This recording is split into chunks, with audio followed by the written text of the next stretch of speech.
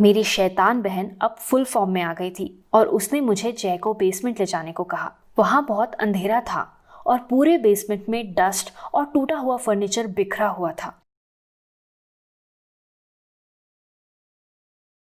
जय वहां अंदर जा रहा था और मैं कुछ देर उसे यूं ही देखती रही कि वो कितना हैंडसम है। और फिर अचानक कुछ बहुत बुरा हुआ। मेरी शैतान बहन जोर से बोली, गुड लक लूजर्स, और उसने मेरे पीछे से दरवाजा बंद कर दिया। मैं बहुत जोर से चीखी क्योंकि अब वहां पूरा अंधेरा था और अचानक पीछे से किसी ने मुझे पकड़ लिया था। और जैसे ही मैं उस भूत को मारने वाली थी, मुझे रियलाइज हुआ कि ये तो जय है जो मुझे चिल्लाने से रोक रहा है। उसने अपनी काम वॉइस में कहा, इट्स ओके, मैं यही हूँ, डोंट वरी। और अगले 20 मिनट तक मैं अपनी बहन की हरकतों के लिए माफी मांगती रही।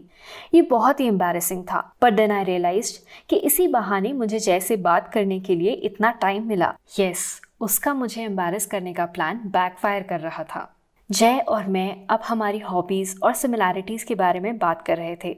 उसने बोला कि पार्टी अच्छी थी और उसे खुशी हुई कि समर वेकेशंस खत्म होने से पहले उसने मेरे साथ ये टाइम बिताया।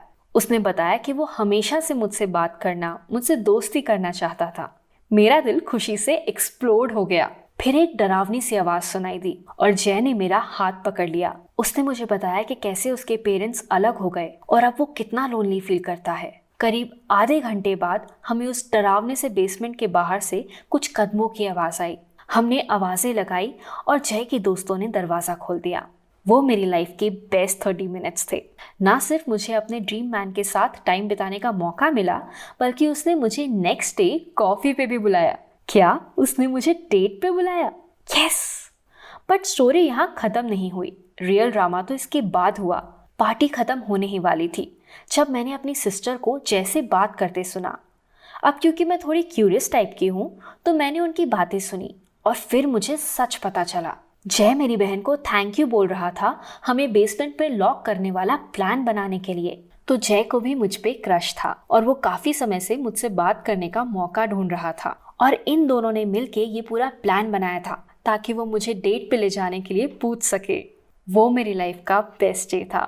और सच में अब मैं अपनी बहन की रिस्पेक्ट करने लगी थी, जिसे मैं इतने टाइम तक हेट करती रही। मैंने उसे नहीं बताया कि मैं सच जान गई हूँ। आई गेस बुरे लोगों में भी कहीं एक काइंड सा पार्ट जरूर होता है। आपको क्या लगता है? Share your thoughts in comments.